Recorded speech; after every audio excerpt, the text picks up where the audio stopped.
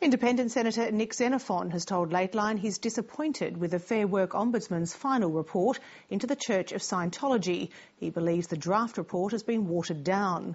The Church of Scientology has described the report as a terrific outcome, but the Church has not escaped criticism. The Fair Work Ombudsman has called on the Church of Scientology to hire an independent consultant to review its workplace practices to ensure they comply with the award system and the Fair Work Act. Steve Kinane reports. The Fair Work Ombudsman's inquiry into the Church of Scientology was set up in response to allegations raised in last year's Four Corners program. I stayed up 72 hours once, just trying to get someone approved to go auditor training overseas. 72 hours without sleep? And you were 15 at the time? Jordan Anderson gave evidence to the Fair Work Ombudsman's inquiry, but her family is upset with today's findings. Witness 7's relationship with the Church of Scientology was voluntary in nature, not one of employment.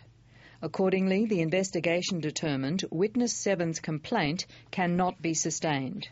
In this particular case, it seems curious that the Fair Work Ombudsman's taken this approach, given that the person was a minor, was told what hours to work and the circumstances in which they could work.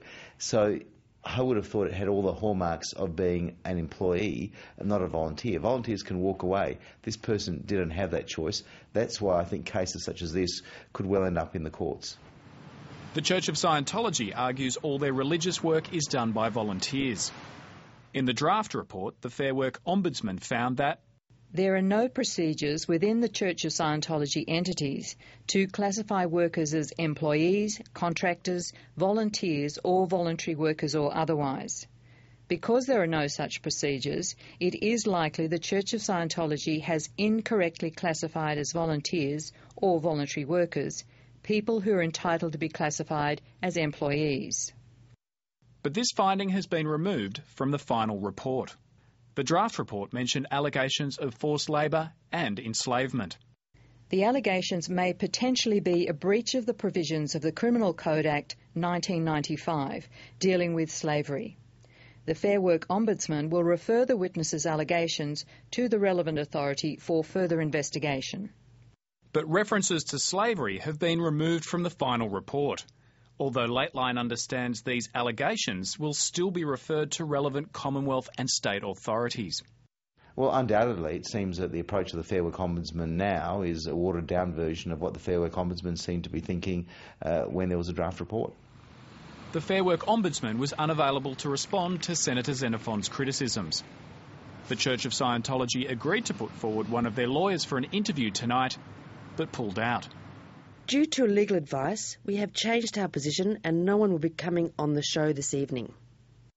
In a press release, the Church of Scientology described the report as a terrific outcome for Australia's charitable sector and for religious freedom. But the lawyer planning to take a class action against the Church of Scientology on behalf of former workers thinks the final report is no victory for the Church. The Ombudsman has found that the Church of Scientology has systemic problems in how they source their labour. The Ombudsman has recommended that the Church of Scientology undertake a widespread audit of their practices and what they need to pay their employees and work out the back pay. Now, if the Church of Scientology is not smart enough to take up that request, then they may be facing problems down the track. Steve Kinane, Lateline.